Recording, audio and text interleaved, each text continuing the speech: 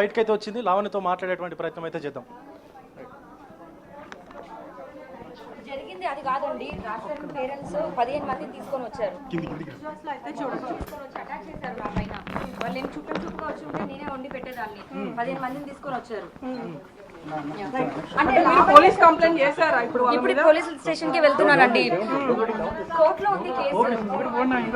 Order తీసుకురావాలి. ఇప్పుడు రాస్తుందంటే ఇప్పుడు 11 సంవత్సరాలు ఉన్నామని చార్జ్ షీట్ లో మెన్షన్ చేశారు కదండి. ఈ రకంగా వచ్చి ధర్నా చేయడం ఏంటి? ఇంటి దగ్గరకు వచ్చి నన్ను అటాక్ చేశారండి. మొలెస్ట్ చేశారు. నా ప్రైవేట్ పార్ట్స్ అంతా మొలెస్ట్ చేశారు. 15 మంది వచ్చారు. వాళ్ళందరూ పోలీసులు తీసుకెళ్లారు వాళ్ళని. అంటే మేము ఇంట్లో ఉండడానికి వచ్చాము, ఇది రాస్తారు ఇల్లు కదా, ఆయన కట్టుకుంటాడని చెప్పేసి వాళ్ళ పేరెంట్స్ అంటున్నారు. ఇప్పుడు 15 సంవత్సరాలు నేను ఉన్నా కదండి. ఈ రోజున సడన్ గా వచ్చేసి రాస్తారు ఇల్లు అని చెప్పి వచ్చిన వాళ్ళు డైరెక్ట్ గా వాళ్ళిద్దరు రాలేదండి. 15 మంది మనుషుల్ని తీసుకొని వచ్చారు. ఒక 8 మంది ఆడోళ్ళు ఉన్నారు. వాళ్ళు వచ్చి నా పైన అటాక్ చేశారు. అటాక్ చేసి నన్ను పై నుంచి మెయిన్ గేట్ వరకు జుట్టు పట్టుకొని లాక్కొని వెళ్ళారు. అప్పుడు పోలీసులు వచ్చారు. పోలీసులు చూసారు అదంతా. మీరు కూడా డాగ్స్ ఏదో వదిలేరని చెప్పేసి వాళ్ళు చెప్తున్నారు. ఎవరు వదలేదు, అందరు లోపటే ఉన్నారు. ఎదురింటి సీసీటీవీ వాళ్ళది కూడా ఫుటేజ్ ఉంది. 15 మంది వాళ్ళు దాడి చేశారండి. అంకుల్ అంటే ఇక్కడ కూర్చున్నారు. అంటే ఏం చెప్తున్నారు వాళ్ళు? ఎందుకు దాడి చేయాల్సి వచ్చింది? నన్ను ఇంట్లో నుంచి పంపించాలి అన్నది ఒకటే ప్లాన్ అండి. మరి కోర్టులో ఉంది కదా కేసు. ఈ రకంగా పంపించేది ఏంటి? నేను రాష్ట్రం మీద కేసు పెట్టినప్పుడు అంకుల్ ఆంటీ అని వెళ్ళి తలుపు కొడితేనే చంపడానికి వచ్చాను అని మాట్లాడారు. ఇప్పుడు చేసే మరి దాడి దీన్ని ఏమంటారు? అంటే వాళ్ళు కూడా మేము ఇంట్లో ఉండడానికి వచ్చామని చెప్పేసి అంటున్నారు. మరి వాళ్ళు ఇంట్లోకి వస్తే మీరు ఎందుకు యాక్సెప్ట్ చేయట్లేదు వాళ్ళని? డోర్ ఎందుకు నాక్ చేశారని చెప్పేసి చెప్తున్నారు వాళ్ళు. 15 మంది వచ్చారండి. 15 మంది నన్ను అటాక్ చేశారు. సీసీ కెమెరా పగలు కొట్టేశారు. డోర్లన్నీ పగలు కొట్టేశారు. నార్మల్ అసలు లేదు. నేను వాళ్ళు ఇక్కడ కింద కూర్చున్నప్పుడు అంకుల్ ఇదంతా ఆపమనండి అన్నా కూడా ఆపలేదు.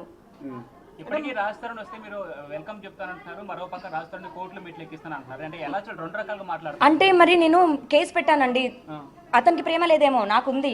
తను మళ్ళీ పని చేసుకుంటాడు, నార్మల్ అవ్వాలి అని చెప్పి మీడియా వేదికగానే నేను సారీ చెప్పాను.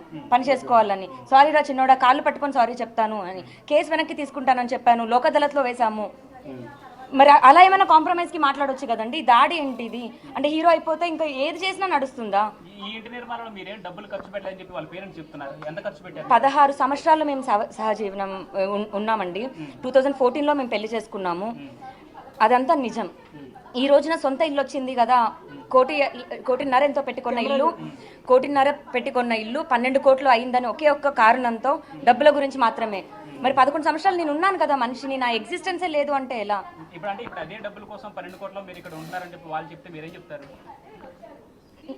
ఏమని ప్రూవ్ చేసుకోగలనండి నేను? ఎలా ప్రూవ్ చేసుకోవాలి? ఆ డాక్యుమెంట్స్ కూడా మేము వేరే వాళ్ళ దగ్గర పెట్టే లోన్ తీసుకున్నామండి. ఆ ఇల్లు కూడా ఇంకా అవన్నీ పర్సనల్స్ ఇది అవుతాయి మా తరపున. మరి ఇప్పుడు 11 సంవత్సరాలు నా జీవితాన్ని రాస్తారు ఇవ్వమనండి. నన్ను ఎలా అయితే తీసుకొచ్చాడో నన్ను తీసుకెళ్లి మా పేరెంట్స్కి అప్పచెప్పమనండి. నేను వెళ్ళిపోతాను.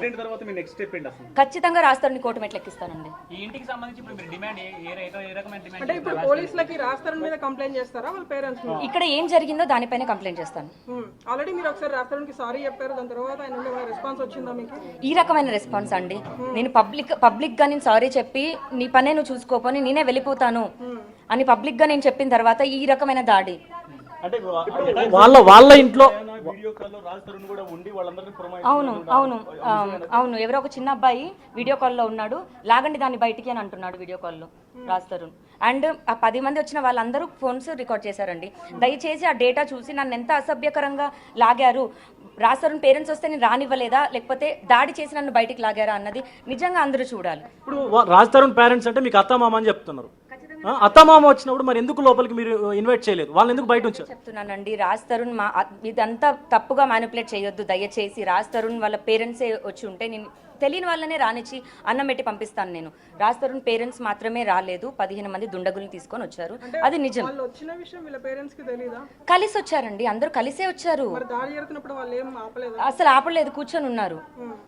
మరి మీరే వాళ్ళ సామాన్ బయట పడేశారని చెప్తున్నారు కదండి వాళ్ళ పేరెంట్స్. 15 మంది దుండగుల్ని కేర్ టేకర్ గా తీసుకొని వచ్చి నన్ను జుట్టు పట్టుకొని నన్ను మొలెస్ట్ చేసి బయటికి ఆ రకంగా చేస్తారు ఒక ఆడపిల్లని అయితే నేను అనుకోలేదు. అండ్ ఆడవాళ్ళే చేశారు, అది ఇంకా బాధాకరం. నేను ఆడవాళ్ళ కోసమే ఫైట్ చేసిన మనిషిని. ఇటు రాస్తారు అవన్నీ, అటు మస్తాన్ సాయి అవనివ్వండి, ఇద్దరికి కూడా నేను పోటీగా ఉండి ఆడవాళ్ళ మీద జరుగుతున్న దానికే చేశాను. నేను ఈ రోజు కూడా మస్తాన్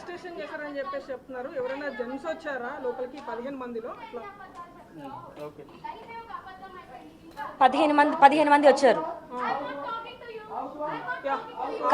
కావాలని వచ్చి దాడి చేస్తున్నారు, తనెవరు దాడి చేస్తున్నారు. ఆ అమ్మాయి మీరు అందరు కేసులో చూసుంటారు, ప్రీతి అనే అమ్మాయి, అంతే.